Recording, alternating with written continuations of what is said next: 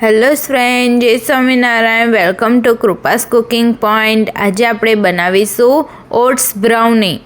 તેની માટે મેં અહીંયા એક મિક્સર જાર લઈ લીધો છે. મિક્સર જારમાં આપણે 1 કપ જેટલા ઓટ્સ લઈ લેવાના છે. ત્યારબાદ તેમાં 8 થી 10 નંગ બદામ લઈ લેવાની છે. હવે તેને મિક્સર ગ્રાઇન્ડરમાં પીસી લઈશું.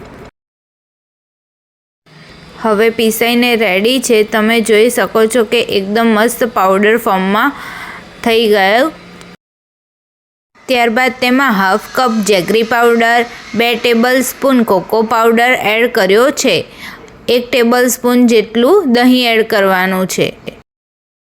અહીંયા આપણે 1/8 ટેબલ સ્પૂન જેટલો બેકિંગ સોડા એડ કરવાનો છે.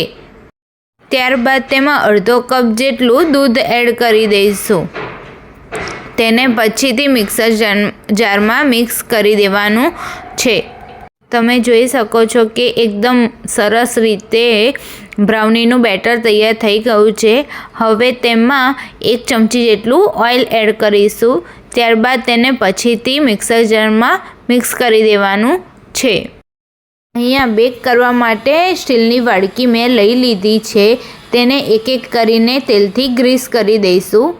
આ રીતે તમે જોઈ શકો છો એ રીતે બરાબર ગ્રીસ કરી દેવાનું છે.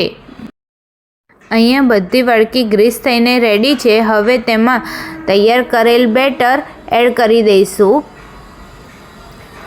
બ્રાઉનીનું બેટર વાડકીમાં લઈને તૈયાર કરી દીધેલું છે. હવે તેને બેક કરીશું. આ રીતે હું અત્યારે કઢાઈમાં બેક કરું છું. જો તમારા ઘરે ઓવન ના હોય તો તમે કઢાઈમાં પણ બેક કરી શકો છો. તમે જોઈ શકો છો કે આ રીતે મેં એક પ્લેટમાં બધી વાડકી લઈને તેને બેક કરવા મૂકી દીધેલી છે. તેને ઢાંકણ ઢાંકીને 15 થી 20 મિનિટ માટે બેક કરવાની છે. ગેસની ફ્લેમ એકદમ સ્લો મીડિયમ રાખવાની છે. 15 થી 20 મિનિટ થઈ ગઈ છે. હવે તેને આપણે ઢાંકણ ખોલીને જોઈ લઈશું. તમે જોઈ શકો છો કે વાડકીની સાઈડ પણ છોડી દીધી છે અને હવે આપણે ટૂથપીકની મદદથી પણ ચેક કરી દઈશું. તમે જોઈ શકો છો કે એકદમ મસ્ત રીતે ટૂથપીક નીકળી ગઈ છે. હવે તેને બહાર કાઢી લઈશું. હવે તેને 5 થી 7 મિનિટ માટે ઠંડી કરવા મૂકી દઈશું.